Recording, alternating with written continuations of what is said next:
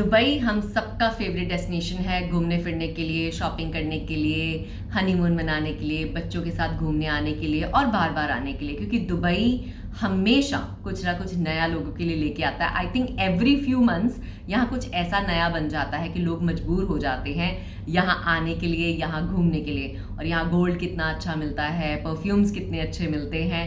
अच्छा, आपको टेम्प्ट नहीं कर रही हूँ मैं आपको ये वीडियो आज बना के दिखा रही हूँ इसलिए कि अभी कुछ मेरे जानने वाले लोग इंडिया से दुबई आए थे और कुछ चीज़ें उनके साथ हुई एयरपोर्ट पे, और उन्होंने मुझे रिक्वेस्ट किया कि ममता प्लीज़ लोगों को गाइड करो कि आजकल रूल्स चेंज हुए हैं, इमिग्रेशन पे बहुत सख्ती हुई है, और जो लोग भी टूरिस्ट वीज़ा लेकर यहाँ घूमने आ रहे हैं, स्पेशली सिंगल्स, उनसे बहुत क्वेश्चनिंग हो रही है और सर्टन रूल्स चेंज हुए हैं। तो आप उनको अपने वीडियो के जरिए थोड़ा सा बताओ कि ये रूल्स को फॉलो नहीं करेंगे तो एयरपोर्ट से उनको घर वापस भेज दिया जाएगा, which is a big deal.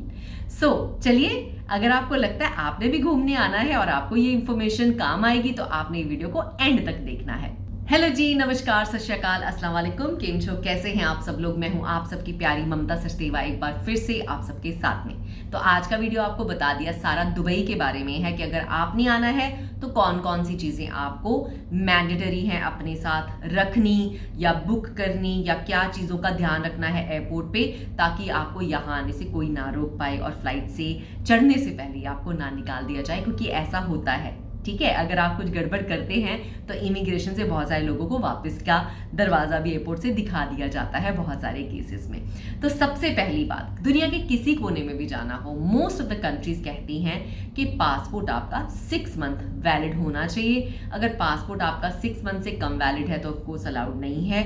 6 महीने मिनिमम वैलिड आपका पासपोर्ट होना चाहिए। सेकेंड चीज, अगर आपका पासपोर्ट पूरा आगे से लेके भरा पड़ा है स्टैम्प्स के साथ में, तो मेक श्योर आप एक नया पासपोर्ट अप्लाई करें जिसपे पेजेस हों।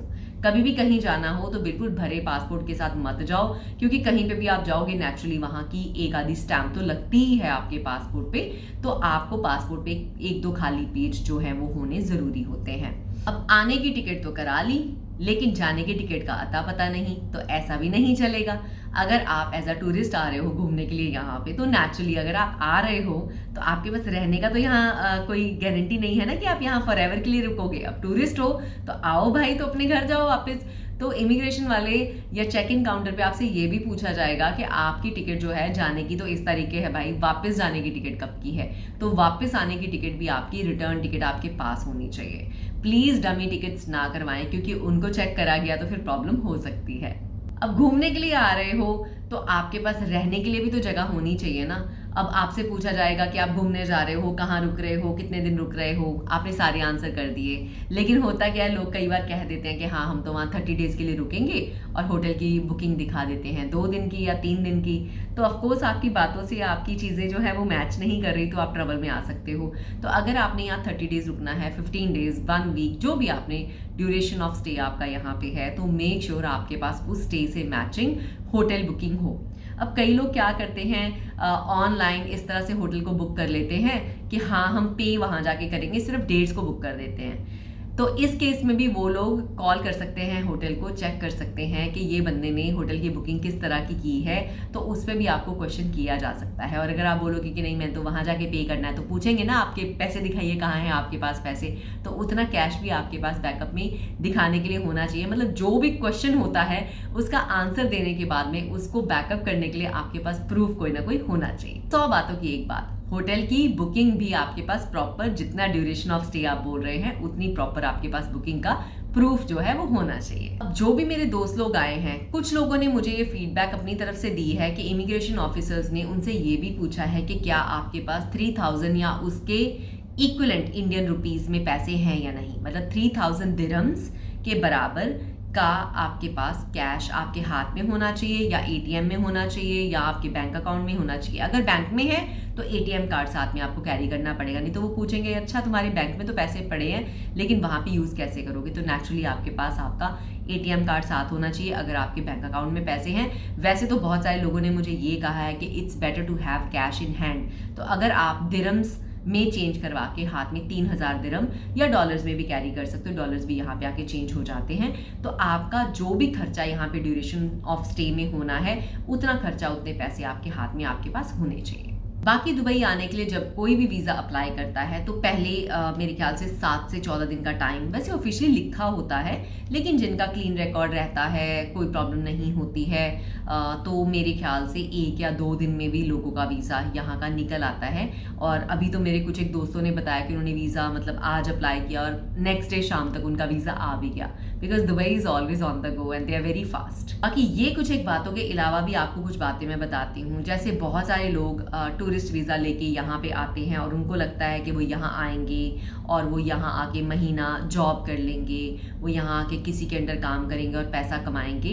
तो आपको ये बात बता दूँ कि ये चीज़ जो है वो अलाउड नहीं है। अगर आप यहाँ पे टूरिस्ट वीज़ा पे आ रहे हो तो आप बेसिकली यहाँ टूरिस्ट वीज़ा पे आकर किसी के पास जॉब नहीं कर सकते, ये चीज़ अलाउड नहीं है। तो प्लीज़ ऐसा कभी ना करें। बाकी बहुत सारे लोग इमिग्रेशन पे कई बार फंबल करना शुरू हो जाते हैं, घबराना शुरू हो जाते हैं। तो बाय द वे आपको एक बात बता दूं, एक मेरे फ्रेंड ने किसी ने बोला कि मैं ना वहाँ जा रहा हूँ दुबई में और मैंने वहाँ जाके ना अपने फ्रेंड के पास स्टे करना है। तो इमिग्रेशन ऑफिसर ने कहा कि चलो ठीक है, किस तरह का फ्रेंड है, कोई प्रूफ है आपके पास? तो उसने दिखा दिया उसका सोशल मीडिया अकाउंट। तो उन्होंने कहा सोशल मीडिया अकाउंट से आप फ्रेंड कैसे बन गए? तो उसने कहा कि व्हाट्सएप नंबर है उनका। लकीली व्हाट्सएप पे भी उनकी बात होती थी, लेकिन ज़्यादा लंबी चौड़ी बातें नहीं हुई थी। अभी रिसेंट में वो एक दूसरे को जानने लगे होंगे। तो इमिग्रेशन ऑफिसर ने इनफैक्ट उनकी चैट खोली, चैट देखी और फिर बोला कि अच्छा, अगर आपने इनके पास जाके स्टे करना है, मतलब आपके पास होटल स्टे का कोई प्रूफ नहीं है, तो आप उनको बोलो कि उनके घर की इजारी, मतलब यहाँ के जो घर पे रहने के डॉक्यूमेंट्स होते हैं, अपने घर का एड्रेस, अपना एमिरेट्स आईडी या जो भी अपनी यहाँ की पासपोर्ट कॉपी वगैरह, वो भेजे आपको। तो अगर वो आपका फ्रेंड होगा तो आपको भेजेगा, अगर नहीं होगा तो नहीं भेजेगा। तो इमिग्रेशन वाले कुछ इस तरह की चीज़ें भी करते हैं अगर उनको शक होता है कि आप उनके साथ प्ले अराउंड करने की कोशिश कर रहे हो। तो लकीली ये जो बंदा था वो वाकई में ही उस बंदे को जानता था। तो उसने मैसेज किया अपने फ्रेंड को कि प्लीज़ मुझे अपनी पासपोर्ट कॉपी भाई और एमिरेट्स आईडी और अपने घर का एड्रेस प्रूफ वगैरह भेज या अपना फ़ोन नंबर भेज, ताकि मैं इमिग्रेशन वालों को सारी चीज़ें दिखा सकूँ। देखने के बाद भी प्रॉपरली इन्वेस्टिगेट करके ही उस बंदे को छोड़ा गया। तो इस चीज़ को आप ईजी मत लीजिए कि हाँ हमारे पास होटल बुकिंग नहीं है और अगर हम किसी को बस ऐसे ही बाई दफ़ा जानते हैं तो हम बोल देंगे कि हाँ हम वहाँ स्टे करने वाले हैं। ऐसा बिल्कुल एक्सेप्ट नहीं होगा।